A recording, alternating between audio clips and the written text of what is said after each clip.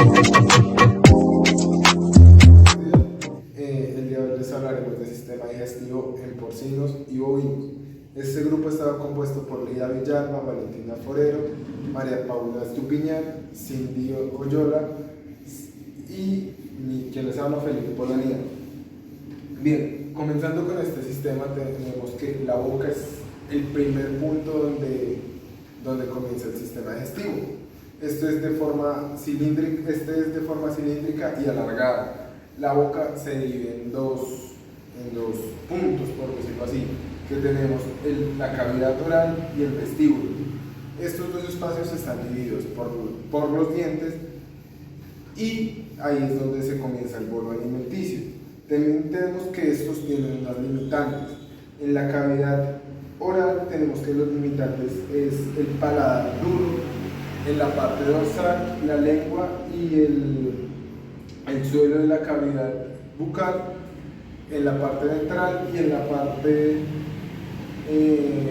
caudal o en la parte craneal tenemos a los dientes.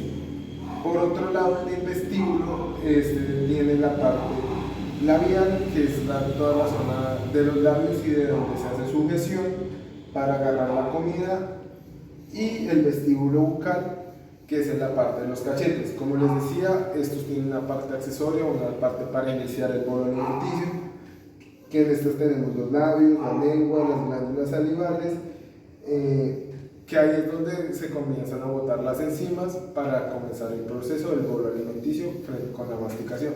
Bien, como les decía, pues la lengua también cumple parte importante en el proceso de fonación, pero pues esta se divide en tres partes: la raíz, que se une al hueso hioides, el cuerpo, que se une a las alas de la mandíbula, al cuerpo de la mandíbula, y el vértice, pues que está libre y es lo que vemos normalmente. Tenemos que en ambas especies el vértice es de forma redondeada. También podemos ver que en la superficie dorsal esta tiene una prominencia lingual, que es la que está de verde, y una fosa lingual, que es este huequito que se ve acá, lo que realmente no hace como mayor función, sino es como de la anatomía de estos animales. Por otro lado, para las papilas gustativas tenemos que estas se dividen en dos. Tenemos las papilas gustativas y las papilas mecánicas. En las gustativas tenemos las que son fungiformes, que estas tienen forma de hoja y se encuentran regadas alrededor de la lengua en ambas especies. Tenemos las foliadas, que estas se encuentran en el cerdo, pero no en el bovino. Vale decir que estas, pues, como su nombre lo dice, tienen forma de flor. También tenemos las papilas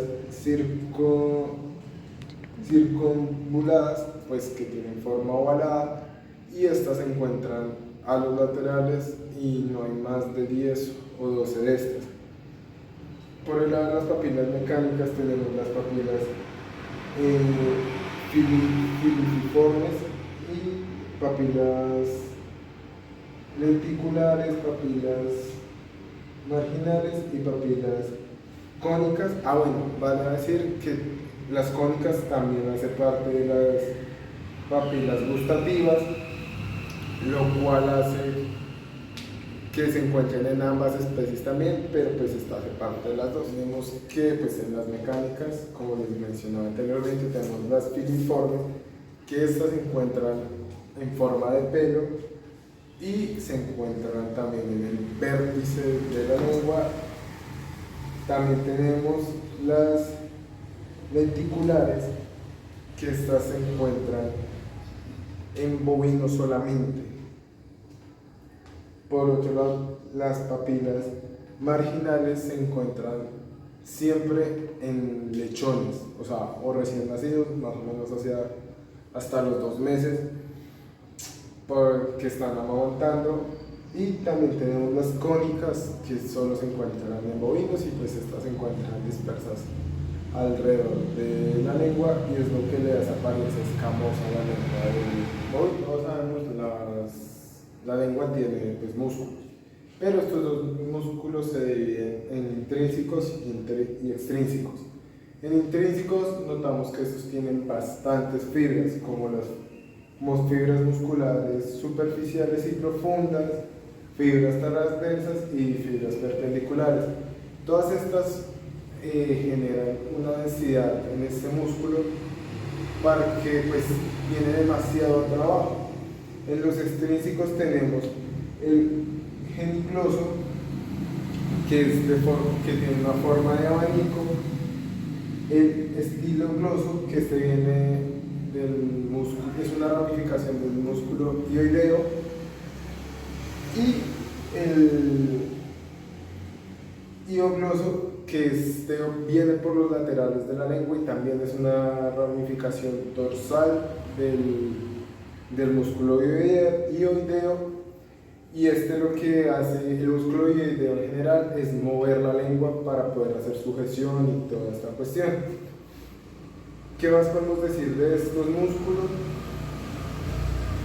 Que pues aparte de que son tan rígidos, tienen bastante flexibilidad, o sea, su densidad no genera que no tenga flexibilidad, pues como en todo sitio del cuerpo de los animales, estos tienen nervaciones y pues la lengua no es la excepción, pues tenemos que hasta la inerva, el nervio lingual, el nervio facial, el nervio glosofaríngeo, el nervio vago y el hipogloso. Todos estos nervios, o por lo menos el faríngeo, el vago y el hipogloso, lo que nos ayudan es a una correcta deglución y a un control sobre esta, frente que a los animales les ayuda para la fonación y también para la absorción de comida, como pues ya los decía, pero pues ellos tienen el control de esto. Las glándulas salivales pues cumplen un factor importantísimo para el bolo alimenticio, puesto que estas botan enzimas como la amilasa que comienzan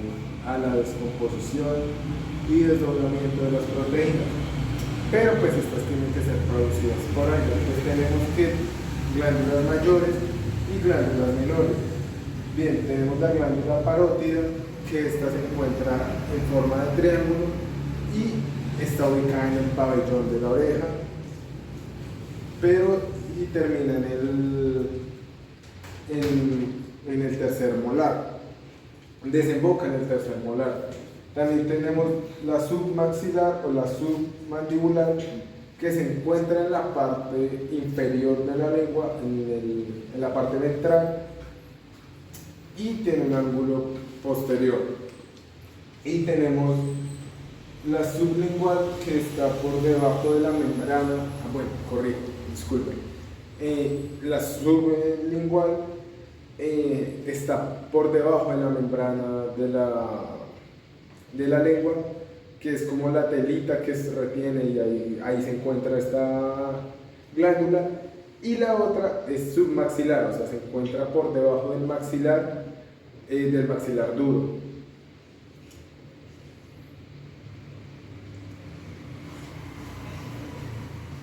Bien, tenemos pues, como les decía anteriormente, aquí se ve esquematizado o por imagen donde se encuentran las glándulas mayores. Entonces tenemos la mandibular, la submaxilar y la parótida, que se encuentra pues aquí y va terminando como por acá en el tercer molar. Bien, tenemos las glándulas menores, que estas tienen igual importancia, pero entonces tenemos las bucales dorsales, las bucales ventrales y las bucales faciales. Estas glándulas tienen un menor tamaño, pero su producción enzimática es mayor. Estas se encuentran mayormente hacia la parte de los cachetes, y hacia las partes bajas de las encías, como podemos ver. También tenemos una parte de estas que es la mandibular, que ya es la última que pues segrega es saliva ya para el transporte por el tracto digestivo, y esta está en el frente del paladar blando. Pues que las glándulas salivares del gobierno, pues aquí están como más esquematizadas. Pues tenemos la glándula parótida, que es irregularmente triangular, la glándula maxilar, que esta es forma alargada y es más grande que la parótida. Tenemos la sublingual, que se divide en dos porciones. Esta tenemos la monostomática y la polisomática, que esta es mucho más grande que la primera, más grande y más gruesa que la primera ya mencionada. Y pues ya tendremos las glándulas menores, que son las que están en rojo, que es la dorsal, la intermedia y la ventral. En porcinos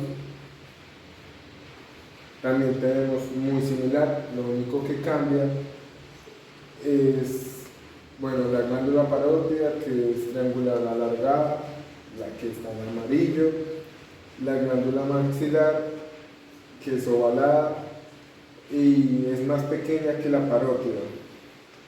Y también tenemos la glándula sublingual, que también tiene esta división, pero en el caso de los porcinos, estas son de tamaño similar, son de igual tamaño y de igual forma. O sea, y ya por otro lado, pues tenemos las glándulas menores, que son la bucal, dorsal y ventral. En este caso no tenemos la intermedia, ya que el bovino no, pues al ser omnívoro no necesita, es más fácil que descomponga los alimentos que consume.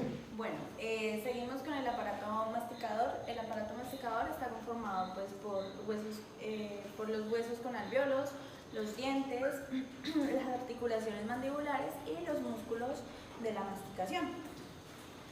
Bueno, para iniciar, pues los huesos con alvéolos son aquellos huesos que conectan con el diente como tal. Estos huesos tienen una cavidad alveolar que se posiciona en la raíz del diente, pues para conectarlo. Bueno, acá podemos observar que pues intervienen tres huesos, que son los huesos incisivos, los huesos maxilares, los tenemos por acá, y los huesos mandibulares. Tenemos, bueno, ya la anatomía del diente. Bueno, pues el diente está conformado pues por una corona, un cuello y una raíz. Adicionalmente a eso, pues tenemos lo que es el esmalte, la dentina, la cavidad de la pulpa, la encontramos por acá en la mitad. El cemento, lo encontramos por acá, la encía, que es prácticamente donde se encuentra el cuello del diente, y pues por donde viene el nervio. Bueno, los dientes son pequeñas cavidades, son pequeñas estructuras que se articulan con las cavidades de los huesos alveolares, que como anteriormente los mencioné, los tres, los incisivos, los maxilares y los mandibulares. Estos cumplen una función importante en la cavidad bucal, donde se forma la articulación temporomandibular y también se forman los músculos de la masticación. Tenemos que los dientes se clasifican en dos tipos. Tenemos los difodontos y tenemos los heterodontos. Los difodontos son los dientes que aparecen en las primeras semanas de vida. Estos también son llamados dientes temporales o caducos. También tenemos los heterodontos. Los heterodontos, pues estos se clasifican por su tamaño, por su forma y posición. Pues aquí podemos encontrar lo que son los incisivos, los caninos, los premolares y los molares. A estos dientes se les llama permanentes. Bueno, cada diente pues tiene como su descripción propia. Pues esto aplica para todos los dientes. Tienen un esmalte llamado corona y tienen una parte también tienen cubierta por cemento que es llamada la raíz. Y pues la línea de unión, por acá la podemos encontrar, es el cuello del diente. Bueno, tenemos superficies. Las superficies del diente, pues tenemos la superficie o cara vestibular. Esta superficie pues es la que va dirigida hacia el vestíbulo. Tenemos la superficie lingual. Esta va dirigida hacia la lengua, esta se encuentra dorsalmente. Y pues esta a todas horas va a estar haciendo contacto con la lengua. Tenemos la superficie oclusiva, que esta superficie es la que se pone en contacto con uno o con más dientes de la mandíbula opuesta. Esto ocurre pues cuando se cierra o cuando el animal mastica. Bueno, pues el diente está compuesto por 4 tejidos, lo que es la pulpa del diente, tenemos la dentina, el esmalte y el cemento. La pulpa del diente pues es un tejido blando gelatinoso, que este es un espacio que existe en la porción central del diente. A esto se le llama la cavidad dentaria, y pues a esta cavidad hay presente muchos vasos, pero sobre todo pues cuando el diente está en crecimiento. Más tarde pues cuando ya termina de crecer el diente como tal, esta dentina es depositada en la superficie, en una superficie interior, la que finalmente pues en edad avanzada ya es un poco más reducida. Seguimos con el esmalte. El esmalte pues lo podemos encontrar en todo el diente. El esmalte pues se distingue principalmente porque pues es blanco y tiene un aspecto limpio. Como anteriormente le dije, pues tiene una gran densidad.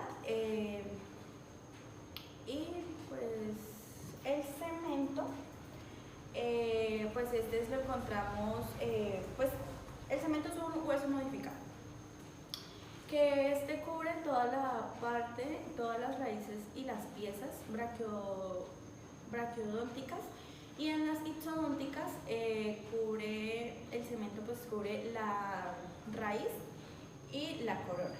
Esta pues la llena de ranuras pues, e infundíbulos en el esmalte. Tenemos ya las partes del diente. Las partes del diente son la corona, el cuello y la raíz, son 3. Bueno, pues la corona es la parte más libre, la podemos encontrar acá.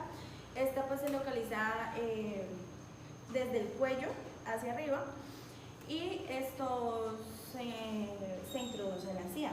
El cuello lo podemos encontrar, esta es la división de la raíz con la corona.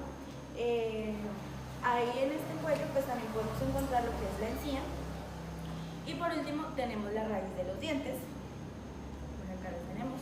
Y la raíz de los dientes pues es la región más proximal a los huesos con alvéolos, y se fija en los alvéolos dentarios. Bueno, pues acá tenemos algunas diferencias de un diente braquiodonte a un ipsodonte. Bueno, para iniciar, pues definamos un poquito qué es un diente braquiodonte. Estos pues son dientes que son cortos, y estos terminan de crecer cuando ha evolucionado totalmente el diente. Bueno, estos se encuentran en rumiantes, en caninos y en cerdos, excepto en los caninos del cerdo, del rebajo. Tenemos los ipsodontes. Los ipsodontes pues son dientes que son largos y se prolongan durante todo el crecimiento y durante toda la vida del animal, como en animales como el equino, como el conejo y en los premolares y molares del rumiante, del bovino en especial. Bueno, pues acá tenemos una imagen de un braquiodonte y el ipsodonte se puede clasificar en dos, que está el ipsodonte de raíz cerrada y el ipsodonte de raíz abierta. Pues la diferencia en este es que el que tiene raíz abierta siempre va a estar creciendo más como para abajo, va a tener una raíz un poco más alargada.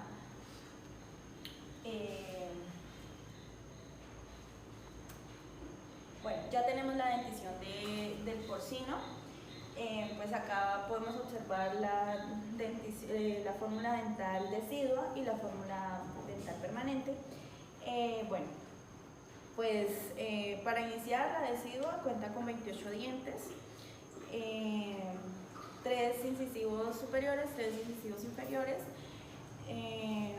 un canino inferior, un canino superior, y los premolares, cuenta con 3 premolares inferiores y 3 premolares superiores. Y ya en la fórmula dental de los dientes permanentes encontramos igualmente en los incisivos 3 incisivos arriba, 3 abajo, los caninos iguales están presentes, y ya los premolares ya serían 4 premolares arriba, 4 premolares abajo y 3 molares arriba y 3 molares abajo para tener un total de 44 dientes. Bueno, los incisivos el porcino como tal tiene la dentición más completa de todos los animales domésticos. Y bueno, los incisivos, pues los incisivos inferiores son rectos y se prolongan directamente hacia adelante para tener contacto con los incisivos superiores, que son curvos, esto con el fin pues que este pueda agarrar, morder. Tenemos los caninos pues están fuertemente incurvados y están muy desarrollados, principalmente pues en los berracos, en los machos. Y pues sus extremos están introducidos a los alvéolos y estos permanecen abiertos de tal manera que van a tener un crecimiento constante. Bueno, seguimos con la dentición del bovino. Pues acá tenemos la fórmula dental decidua. Pues aquí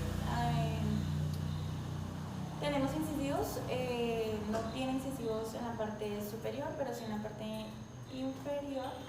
Presenta 3 incisivos, presenta solamente un canino en la parte inferior, y los premolares presentan 3 premolares tanto superiores como inferiores, para un total de 20 dientes.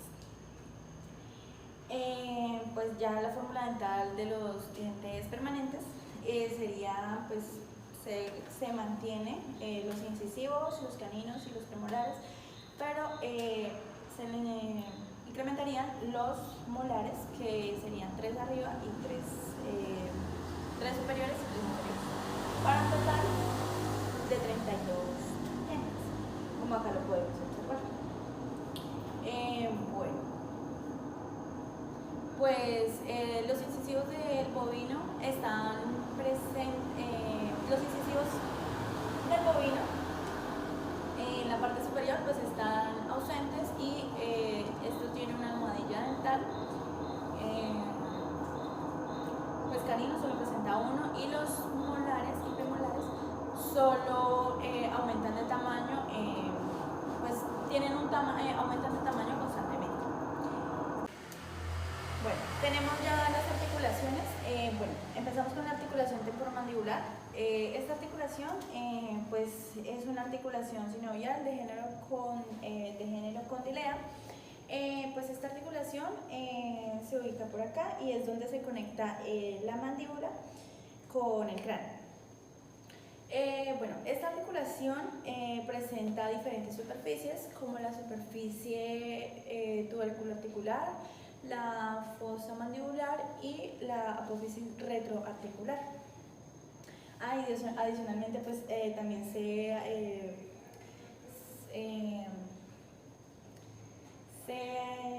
menciona la superficie de la cabeza de la apófisis, que está por acá ubicada pues, en la mandíbula. Tenemos que la articulación temporomandibular se presenta unos elementos accesorios como lo que es el disco articular y el medio de unión de esta articulación pues es por medio de la cápsula articular, los ligamentos laterales y caudales, esto pues en equinos, pero también está el ligamento pteriano. Bueno, la articulación temporomandibular, esto presenta un elemento accesorio que es el disco articular y su medio de unión es la cápsula articular y los ligamentos laterales y caudales, pero estos solamente en el equino. Ya el ligamento pterigomandibular pues sí está presente en rumiantes y demás animales domésticos y pues sus movimientos, los movimientos de esta articulación pues es flexión, extensión, propulsión, retropulsión y diducción. Bueno, la articulación temporomandibular en bovinos se encuentra a un nivel un poco más superior del plano ocusal. Acá podemos encontrar el plano ocusal de las muelas, pues por lo que a medida que se produce una flexión, las muelas inferiores se desplazan pues respecto a la almohadilla, van a tener un movimiento ya de molienda. Bueno, tenemos ya la articulación intermandibular. Esta articulación pues no se osidifica pues con la edad, siempre mantiene como su cartílago, porque es un cartílago que conecta, pues está ubicada acá al iniciar la mandíbula. Pues bueno, esta articulación también es llamada la sínfisis mandibular, pues ya en el cerdo, en el caballo y pues demás mamíferos, esto se denomina una sinostrosis. Y pues ya en los rumiantes como el bovino y pues en carnívoros, estas se unen por una articulación no sinovial mixta que es parte de una sutura y es una parte de sincondrosis. Tenemos que en la articulación intermandibular el punto máximo de acercamiento el punto máximo de acercamiento dentario es cuando ocurren pequeños desplazamientos de la mandíbula.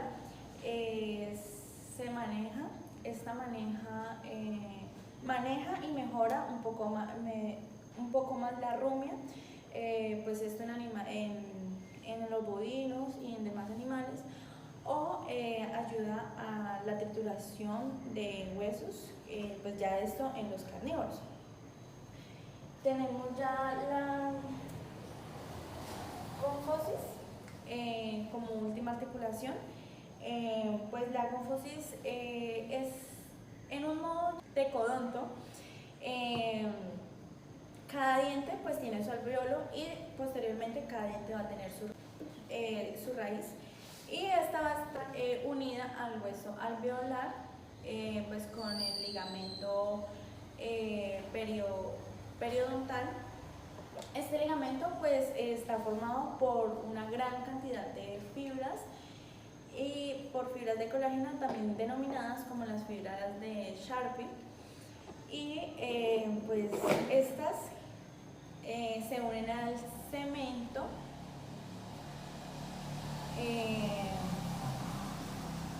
y pues ya en los bovinos la gónfosis de los dientes incisivos es semimovible, ya que pues esto ayuda para que el bovino tenga una mejor rumia y pueda tener su proceso de masticación mejor. Ahora seguimos con las formas de la masticación. Estas varían según la anchura de la arcada dental, lo que quiere decir que es la forma en que viene la mandíbula o pues la forma de los dientes. Tenemos el isognato, que es cuando la arcada o el arco dental es igual, ambos son iguales, entonces la masticación de esto es de una forma vertical, como sería el del porcino. El bovino tendría una masticación anisognato, ya que este tiene una superficie o una arcada irregular, entonces hace un movimiento transverso. Tenemos los músculos de la masticación. Estos son aquellos que ayudan a la movilización de la mandíbula en diferentes direcciones, permitiendo así la función de la masticación. Tenemos el músculo macetero, que vendría siendo toda esta capa. Este es un músculo ancho, fuerte y plano, que se encarga, primero que todo, está posicionado lateral a las ramas de la mandíbula. Además de esto, si se hace una disección en bovinos, podemos evidenciar dos capas. Una capa superficial, en donde sus fibras van de forma horizontal a partir del ángulo de la mandíbula, y una profunda, que tiene unas fibras caudoventral. Además de esto, el músculo macetero está originado desde la tuberosidad del tubérculo facial maxilar y también de la cresta facial del hueso cigomático. Además de eso, también en la parte ventral, que anda haciendo esta parte de acá, en la superficie ventral del arco cigomático. Este músculo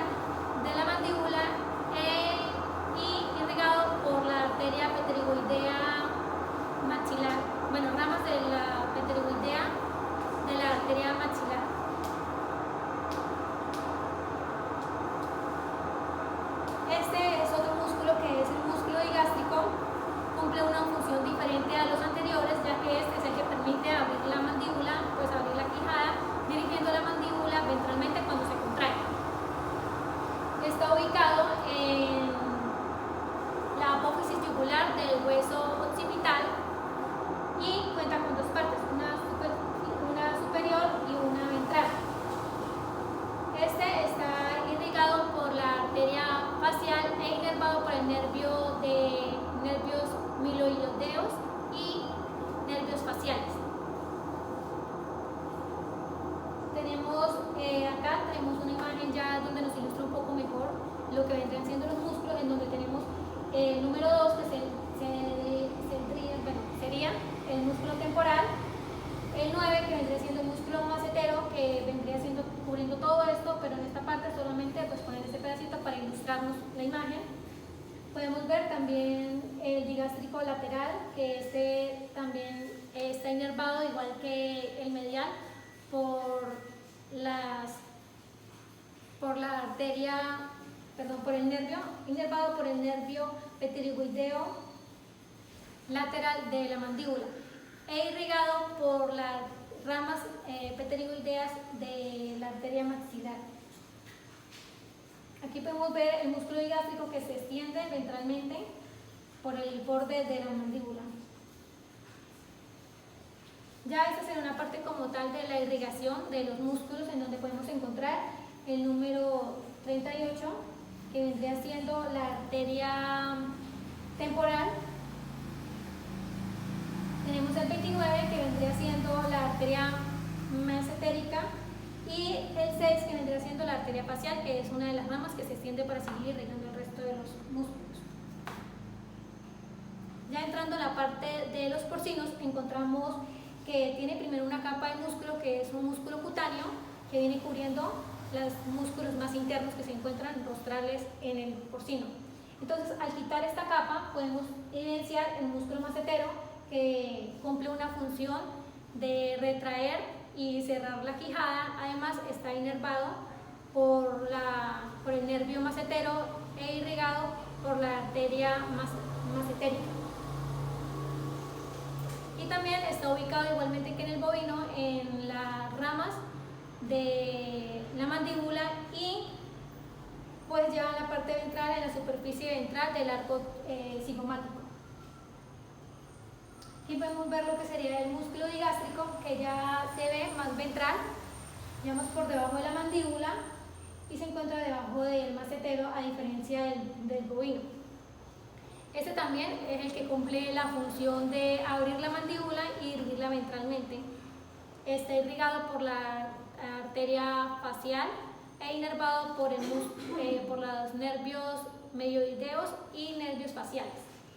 Aquí podemos ver una ilustración un poco mejor, donde tenemos lo que vendría siendo el músculo macetero, que vendría siendo toda esta parte de acá, el 2, que vendría siendo el músculo pteroideo lateral, y el 5, que vendría siendo el músculo pteroideo lateral. Este vendría siendo el medial, este vendría siendo el lateral y el medial. Acá podemos ver ya las dos divisiones que había mencionado anteriormente en el bovino del digástrico, pero entonces en el que sirve es el occipital mandibular, que vendría siendo el 15, que es esta parte de acá, que va más dirigida ventralmente de la mandíbula. Tenemos también las irrigaciones, donde encontramos la arteria macetérica, la arteria temporal y la arteria facial. El paladar blando se conoce también como el velo del paladar duro. El paladar blando es una estructura músculo-membranosa que separa la parte respiratoria de la faringe, que se conoce como nasofaringe, y la parte digestiva, que se conoce como orofaringe. Esta estructura es de músculo estriado, está recubierta por una capa, la parte digestiva está recubierta por una capa gruesa de glándulas mucosas, y también tiene parte de tejido linfático, grasa y epitelio escamoso pseudoestratificado. En el lado nasal podemos evidenciar que hay capa gruesa de glándulas mixtas, también hay tejido linfático y tiene un epitelio ciliado pseudoestratificado con células globosas. Como podemos evidenciar, este es el paladar blando. Tiene superficie dorsal, ventral y tiene borde caudal, En la superficie dorsal pues es la mucosa respiratoria, es donde se separa pues la nasofaringe. En la superficie ventral pues ya se conoce como orofaringe o la parte digestiva de la faringe, y en su borde caudal está ubicado el arco palatofaringeo, que es este de acá, y pues que este limita con el orificio intrafaríngeo, que ya viene en contacto más hacia el esófago. El paladar blando se puede mover activamente por medio de una serie de músculos, que es empezando el músculo tensor del velo del paladar. Este está en esta posición de acá. Este lo que hace es tensar el paladar pues para que facilite su movimiento. El músculo elevador del velo del paladar, que es este de acá, este lo que hace pues es elevar el paladar y está inervado por el nervio vago y el nervio glosofaríngeo. Y el otro músculo que también participa en el movimiento del paladar es el músculo palatino, que es este de acá. Este ya está pues en contacto con el hueso palatino, que es pues, en la parte más ventral de la boca. Y esto es la función que hace es acortar el paladar. Y está inervado por el nervio vago y también el glosofaríngeo, igual que el anterior. La irrigación del paladar blando, en este caso, es solo por la arteria palatina ascendente, que viene ya desde la arteria carótida común. Listo. Les voy a hablar más exactamente en la especie del bovino y del porcino. En este caso, el bovino, su paladar blando es muy corto, es relativamente corto, mide entre 8 y 11 centímetros de longitud, y estaba hasta la superficie rostral del epiglotis, y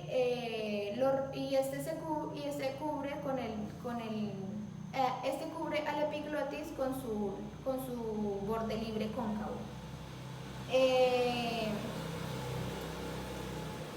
Su borde libre continúa con el pliego mucoso al arco palatofaríngeo, que ya se los dije anteriormente donde está ubicado, que es más o menos por acá. Los arcos palatofaringeos y el borde libre del paladar blando forman los bordes de la abertura intrafaríngea, y que está entre el nasofaringe y el laringofaringe. Y el arco palatogloso, tanto derecho como izquierdo, forman junto al paladar blando la base de la lengua, y también forman la entrada a la laringe.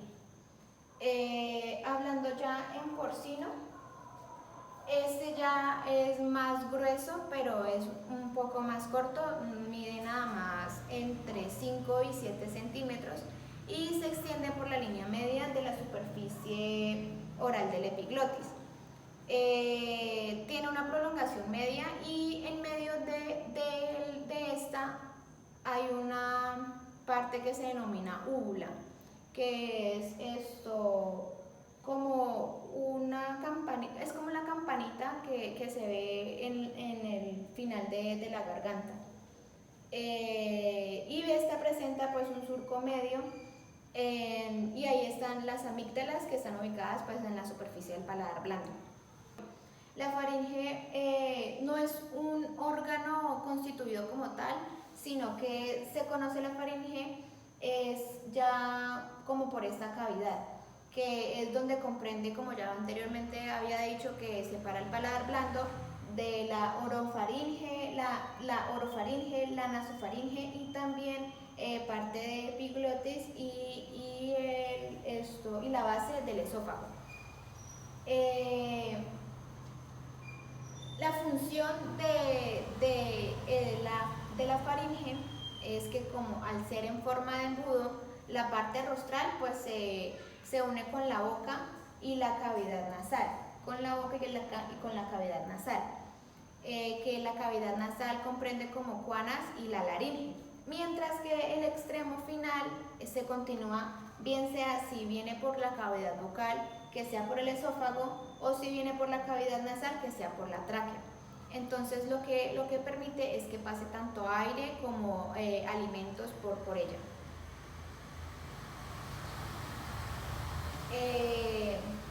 Su límite dorsal está constituido por la base del cráneo, que es esta parte de acá, y por las dos primeras vértebras cervicales, como el atlas y el axis, en ambas especies, en porcinos y en bovinos.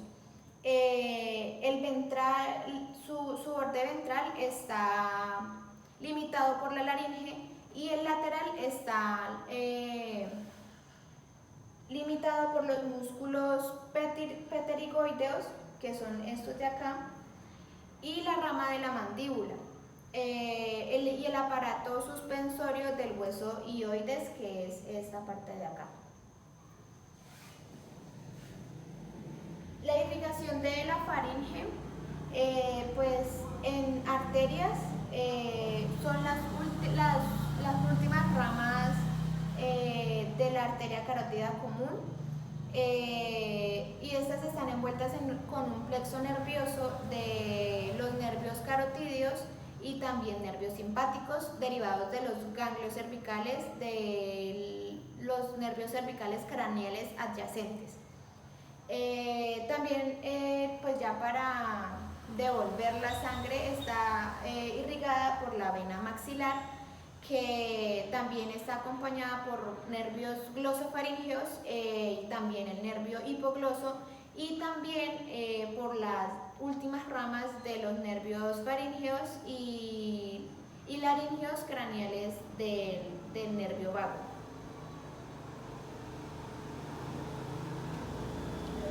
La laringe también se tiene que mover igual que el paladar blando, entonces lo que ocurre es que también está constituido por una serie de músculos que facilitan su movimiento. Entonces los músculos que tiene la faringe es para que haga tanto acortamiento como ensanchamiento para el momento de la deglución.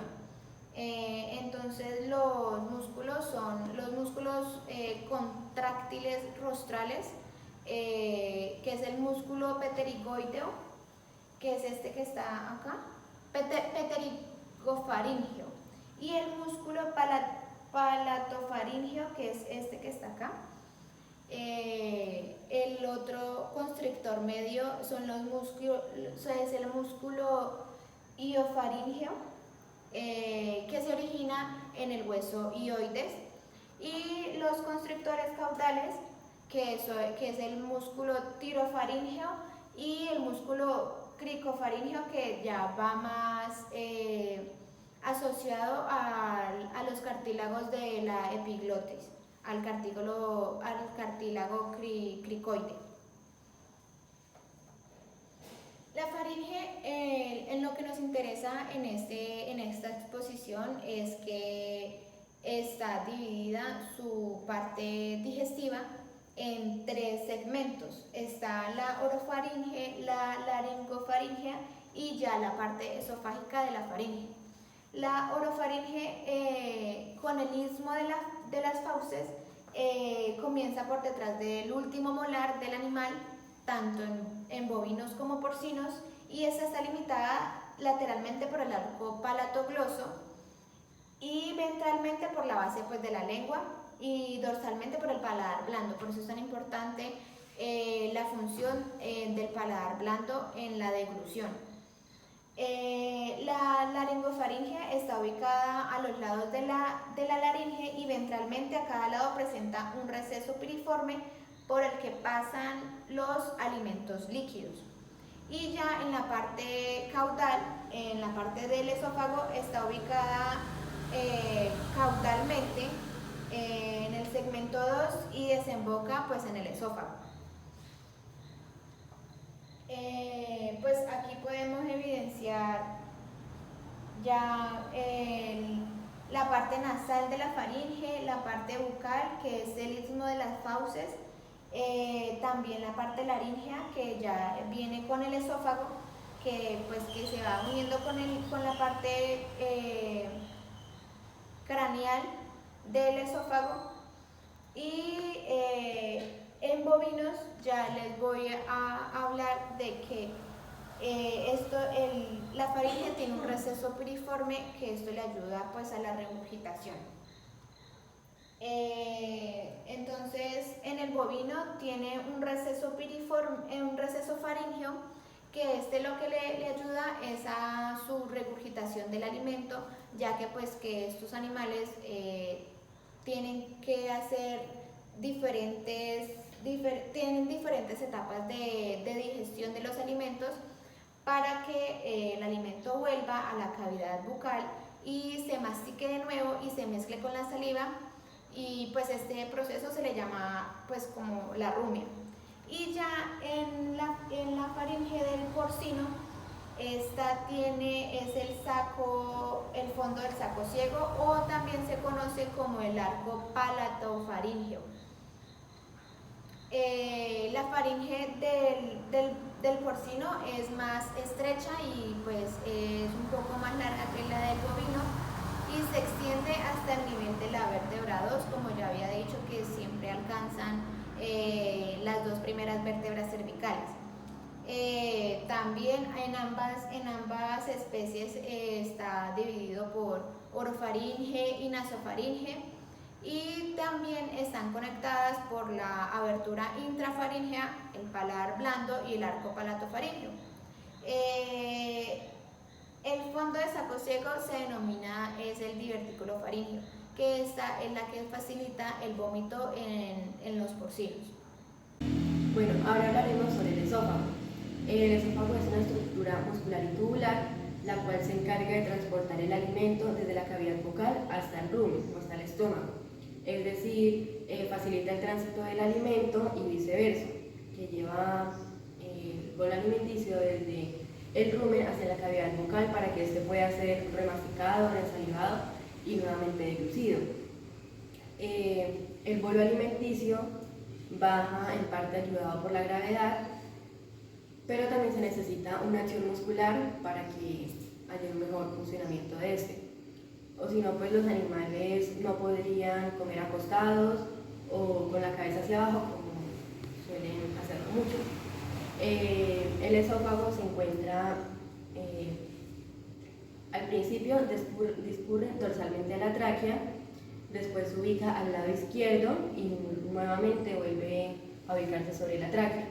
En el tórax, el esófago discurre sobre el plano mediastino dentro de la cavidad torácica y atraviesa la bifurcación de la tráquea y la base del corazón. Tanto en el porcino como en el bovino pues hay algunas similitudes, pero también abarcan algunas diferencias que lo representan, como son la longitud y el diámetro, los esfínteres, el epitelio. Bueno, vamos a hablar sobre la longitud y el diámetro. Entonces, en el caso del bovino, la longitud es de alrededor de 90 a 105 centímetros. La longitud es más estrecha en la porción cervical que en la porción torácica, que es más amplia. Entonces, la porción cervical mide entre 42 y 48 centímetros y la porción torácica entre los 49 y los 56 centímetros. A causa de que el esófago entra en contacto directo con el estómago, con el diafragma, no se puede distinguir la porción abdominal. En el caso, y el diámetro es de aproximadamente de 3 a 5 centímetros, y pues esto también varía debido a la capacidad de alimento, el monto de alimento que ingiera el animal. Y en el caso del porcino, la longitud es de 50 a 60 centímetros y en el diámetro tiene un calibre de 7 centímetros en sus extremos y de 4,2 centímetros en la parte media. Ahora vamos a hablar sobre las capas musculares. Entonces, En el caso del bovino tenemos mucosa muscular y serosa, y en el caso del porcino tenemos mucosa, submucosa, muscular y serosa. Entonces, en el bovino, en la mucosa podemos encontrar epitelio estratificado plano no queratinizado, una lámina propia de la mucosa, una lámina muscular de la mucosa. También podemos encontrar pliegues longitudinales junto con tejido conectivo, el cual le confiere a la normalmente llamada submucosa del esófago para que haya una extensión. Y también posee glándulas mucosas, las cuales hacen es que se lubrique el alimento en la parte superior y ayuda con el reflujo estomacal en la parte inferior. En la parte muscular está conformada por músculo fibroso, músculo estriado, y en la serosa encontramos tejido conectivo laxo, pues para que los órganos se puedan desplazar entre sí. En el caso del porcino, en la mucosa también encontramos un epitelio plano estratificado no queratinizado. Encontramos también glándulas mucosas, que lo que hacen es lubricar el alimento en la parte superior, y en la parte inferior ayudan en el reflujo estomacal. Y también encontramos unos pliegues longitudinales junto con tejido conectivo, los cuales le confieren a la normalmente llamada submucosa del esófago su capacidad de extensión. En la submucosa encontramos glándulas mucosas y folículo linfático. En la muscular podemos encontrar músculo liso, se divide en dos capas, una capa externa longitudinal y una capa interna circular. Debido a que esto está conformado por músculo liso, se origina el músculo esfínter del cardias, que se encuentra ubicado en la boca del estómago.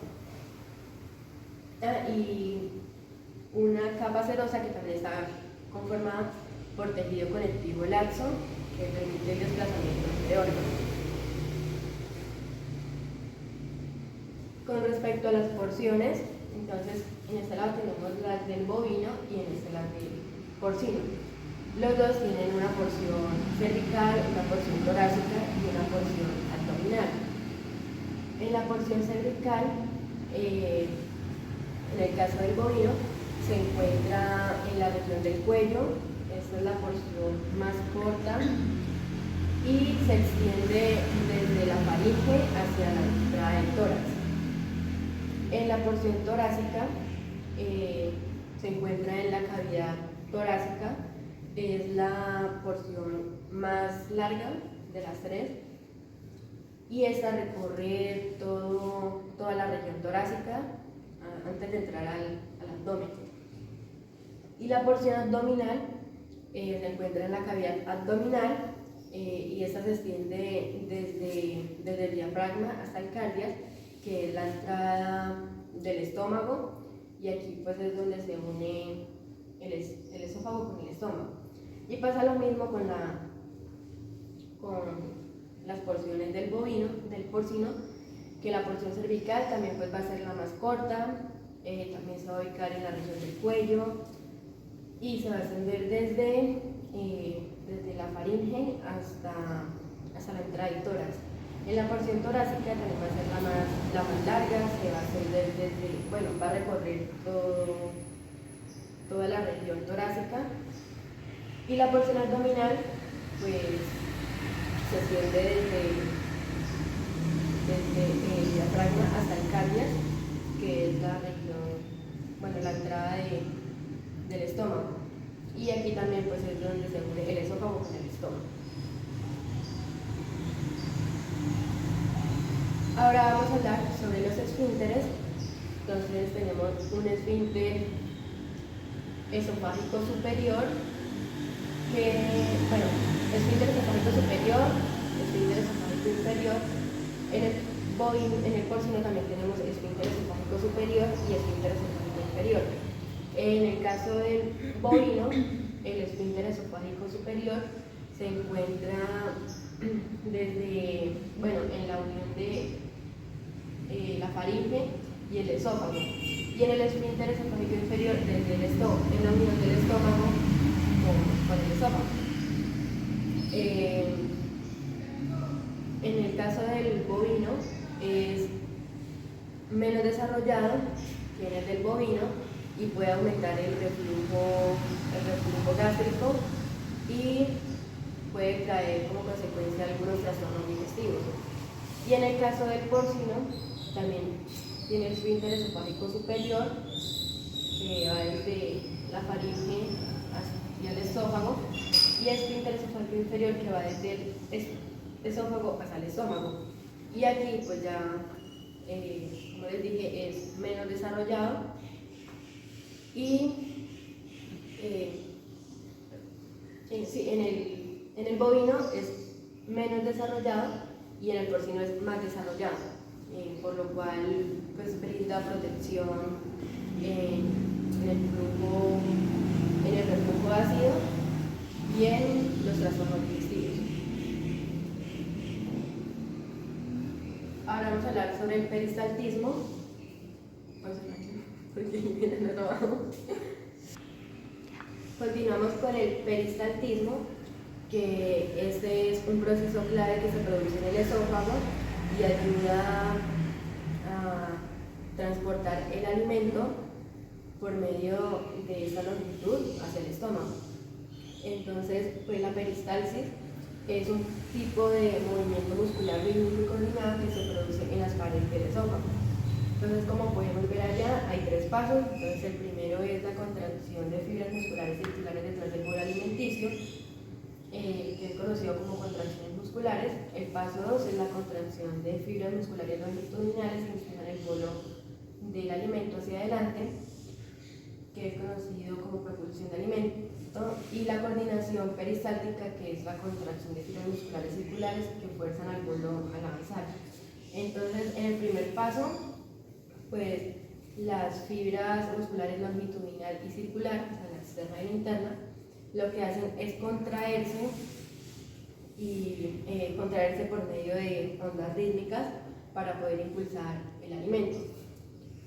En el paso 2 están las contracciones longitudinales que empujan el bolo alimenticio hacia el estómago. Entonces, por medio, bueno, las ondas rítmicas se extienden desde la parte superior a la parte inferior, o sea, las paredes del esófago, y empujan el alimento hacia adelante. Y en el paso 3, en la coordinación peristáltica, se desencadena por medio de impulsos nerviosos que se ubican en la parte superior del esófago y impulsan el alimento por medio de, o sea, en una dirección unidireccional. Y pues esto va tanto para el bovino como para el porcino.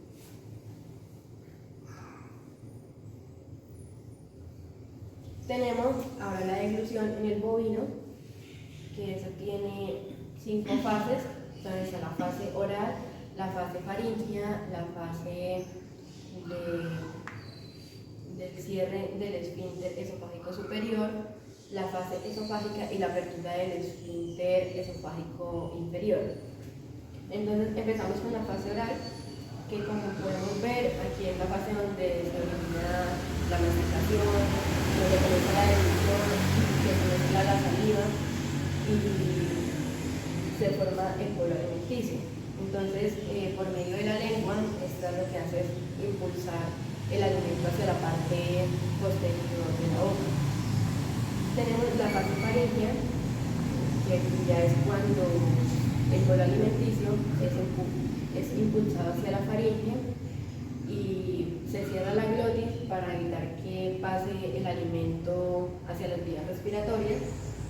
En el cierre del esfínter esofágico superior ya es cuando, mientras está haciendo el proceso de deglución en la faringe, entonces se cierra se relaja. En la fase esofágica, mediante movimientos peristálticos, empujan el alimento hacia el estómago y esto se hace por medio de movimientos que son impulsados por la coordinación del esófago, de los músculos.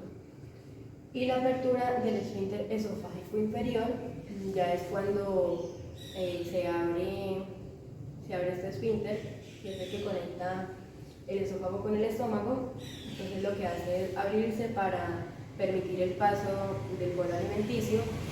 Tenemos la capacidad de regurgitación, que pues esto es una característica muy particular de los rumiantes, como el bovino, el cual pues permite que el alimento sea redirigido desde el rumen hacia la boca para una mayor digestión, ¿sí? Para que haya masticación, salivación adicional y sea tragado nuevamente.